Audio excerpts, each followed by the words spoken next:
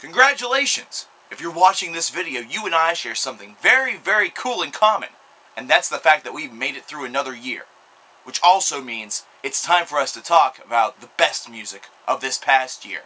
That's right, you guys have made it. We've been waiting for 12 months for this. It is now time for the top 25 albums of 2011, the album of the year, Metal Edition, and we also have some honorable mentions to get to as well. Splitting this up into two videos, so if you're watching this right here, you're probably watching numbers 16 to 25 and the honorable mention. So let's get started. Let's get started with some of the names that were not mentioned. Some of the names that were unfortunately lost in the shuffle because there's a plethora of great metal that was released this year. And these are the ones that unfortunately, well, 25 is the limit, and these guys got shuffled out. New albums from Autopsy, Arch Enemy, The Black Dahlia Murder, Redemption, Communic, Septic Flesh. Yeah, all you fanboys on Metal Storm can flag me all you want and insult me all you want, but it didn't make it. And also an EP, the Between the Buried and Me EP that came out earlier this year, Parallax, The Hypersleep Chronicles. Dialogues. I'm already fucking things up. There should be an outtakes video later this year, but there probably won't be. So now it's time to get into the list. It's time to get into the list that everybody waits all year for, and that's the Coverkillernation 2011 Album of the Year list. And we're going to start at number 25. Number 25 is Murder the Mountains by Red Fang. Now this is a band that took me by surprise whenever I saw them at Mayhem Fest back in July, and picked up their album Murder the Mountains literally the next day because their set was just that cool. And this is a great album. This is an album that kind of stays with the old school Mastodon type sludge metal feel, only they're able to do it with a little bit more of a tongue-in-cheek appeal to it. Very, very good stuff. If you guys haven't checked out Red Fang yet, based on the video that I had posted earlier this year, based on the album review that I had done earlier this year, now's the time. Now's definitely the chance and the opportunity that you should take a little bit of time out of your life and check this band out.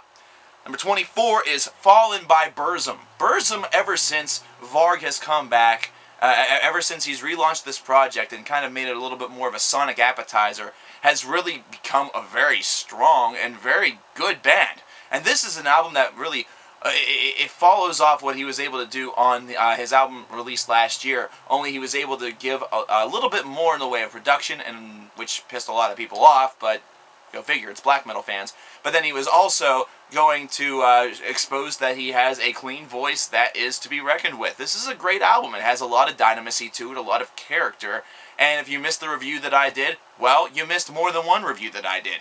No, I'm just kidding. I only did one review, but there was a foreplay on this album done by 3 other members of the album review community. Definitely look that up and check that out. And check out their opinions as well, because, let's face it, there's actually a whole entire playlist on my channel that is dedicated to that foreplay. Number 23, Forever Abomination by Skeleton Witch. Skeleton Witch is a band that is quickly surging to the top of these lists. This is the first time that Skeleton Witch has ever made an appearance on these lists because I've only been doing them for 3 years. And this album is fantastic. This is really, really in-your-face thrash that just has a ton of character, ton of real snarl to it, and you have to enjoy that snarl in order to really enjoy this experience. And Skeleton Witch is one of the most talented bands that has come out of this past decade, and they are showing with this album that they just continue to improve. Number 22, Forgotten Tomb, Under Saturn Retrograde. Now, there's a lot of people out there that really didn't enjoy this album that much, but I love this release.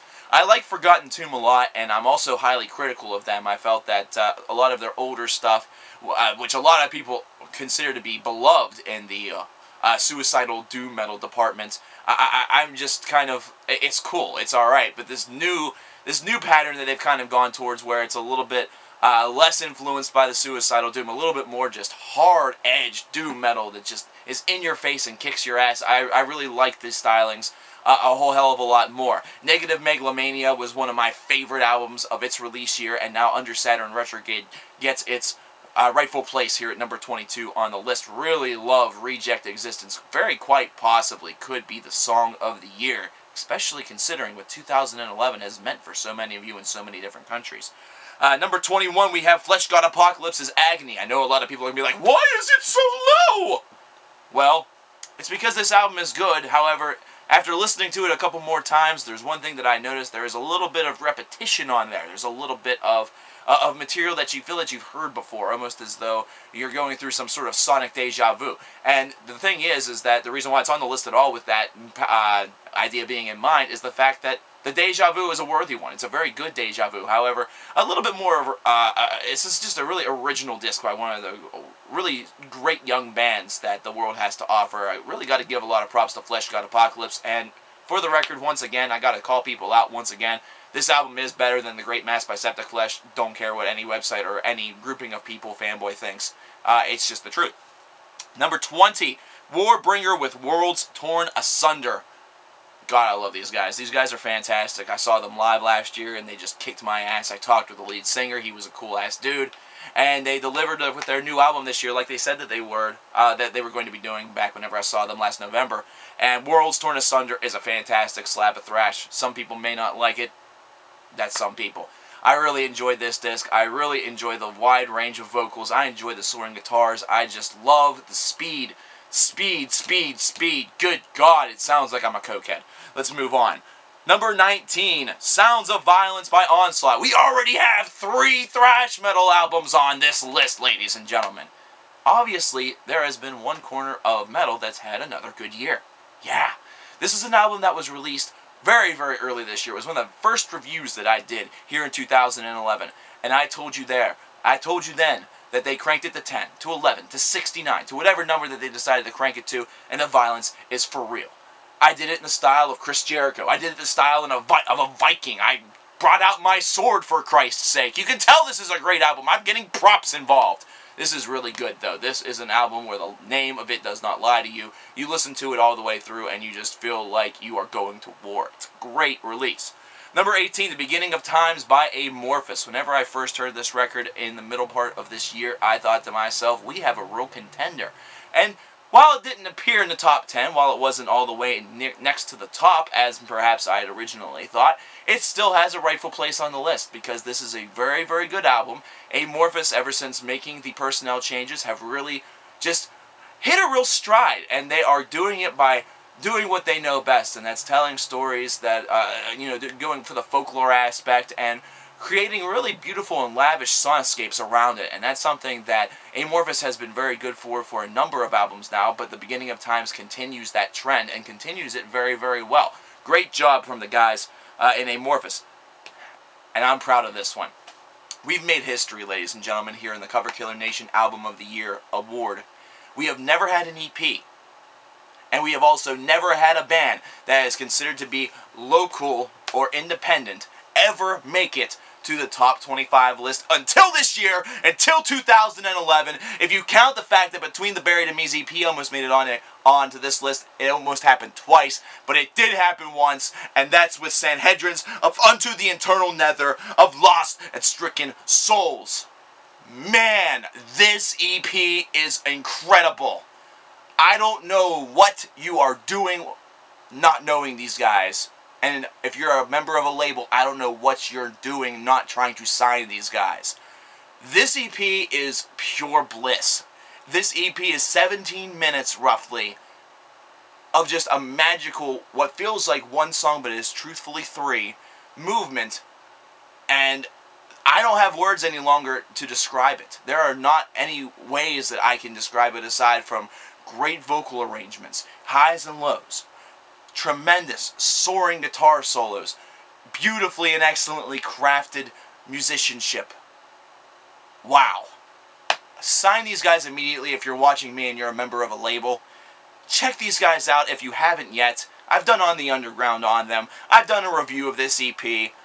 I love these guys. You guys love these guys. I know you love these guys. Even without you guys even hearing these guys, I know you'll love these guys. Amazing band. Just bar none, amazing band. This is a band that I should be talking about in 5 years whenever I'm still doing this and saying I knew them whenever they were little and when they were looking for representation. That brings us to number 16, the last for this video.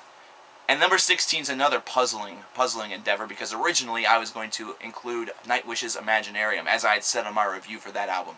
And then I thought to myself, well, this isn't meant to be released until January in the United States.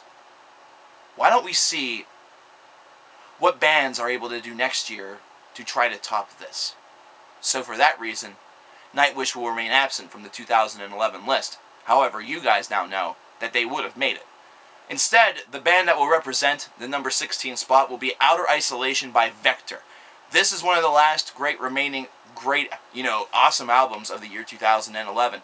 And this is one that maybe with a little bit more time, like a couple more months to really see how it hits me, may have actually hit a little bit higher. But whenever I listened to this album for the second or third time, I still found neato little things that I hadn't listened to the first maybe 7 times, but at the same time I also kind of felt a little bit of a drag process to it. This is a great album though. I really highly recommend this. If you can get your hands off of Outer Isolation by Vector, I certainly highly recommend that you do so, and do so very soon. But what I also expect for you to do is to stay tuned.